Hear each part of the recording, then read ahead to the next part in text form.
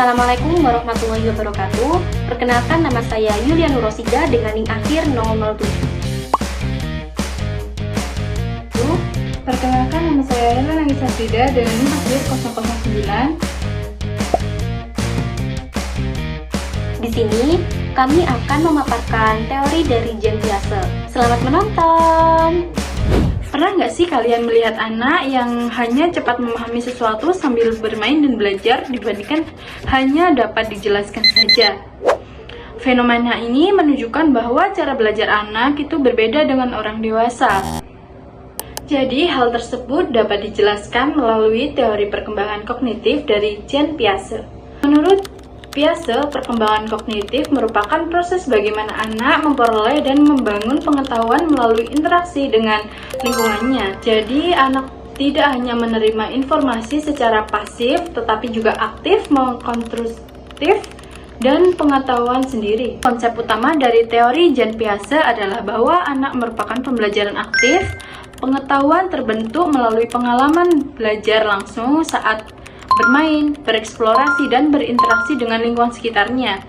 Hal ini menunjukkan bahwa pembelajaran yang hanya berpusat pada ceramah kurang efektif bagi anak, karena anak membutuhkan keterlibatan langsung agar dapat memahami suatu konsep yang lebih bermakna. Nah, ini lebih lanjut, menurut Jean Piaget membagi perkembangan kognitif ke dalam 4 tahap utama. Pertama, tahap sensori motor, di mana anak belajar melalui indera dan gerakan. Kedua, yaitu tahap pra-operasional. Anak mulai membangun simbol dan imajinasinya, namun masih berpikir interaktif. Lalu yang ketiga, yaitu tahap operasional konkret. Anak mulai mampu berpikir logis dengan membantu benda nyata. Terakhir, tahap operasional formal. Anak sudah mampu berpikir abstrak dan logis. Pembagian tahap ini menunjukkan bahwa kemampuan berpikir anak berkembang secara bertahap. Oleh karena itu, pembelajaran tidak hanya disamakan pada setiap usia, melainkan harus disesuaikan dengan tahap perkembangan kognitif anak. Banyak pembelajaran masih berfokus pada ceramah, padahal anak justru lebih cepat bosan dan juga sulit memahami materi. Menurut Jean Piaget, anak belajar melalui pengalaman langsung dan interaksi dengan lingkungan. Cara berpikir anak juga berkembang secara bertahap sesuai usianya. Artinya, anak tidak hanya menerima informasi, tapi membangun pengetahuannya sendiri. Penerapan teori perkembangan kognitif dari Jean Piaget ini menekankan bahwa anak belajar melalui pengalaman langsung dan interaksi dengan lingkungan. Nah, menurut Piaget tahun 1952 menyatakan bahwa anak merupakan pembelajaran aktif yang membangun pengetahuannya sendiri, bukan hanya menerima informasi secara pasif.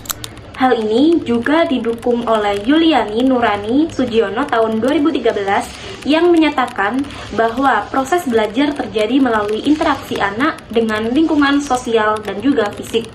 Nah, dalam penerapannya, anak perlu dilibatkan secara langsung, misalnya saat belajar, berhitung, terus anak menggunakan benda nyata seperti balok agar lebih mudah memahami konsep angka.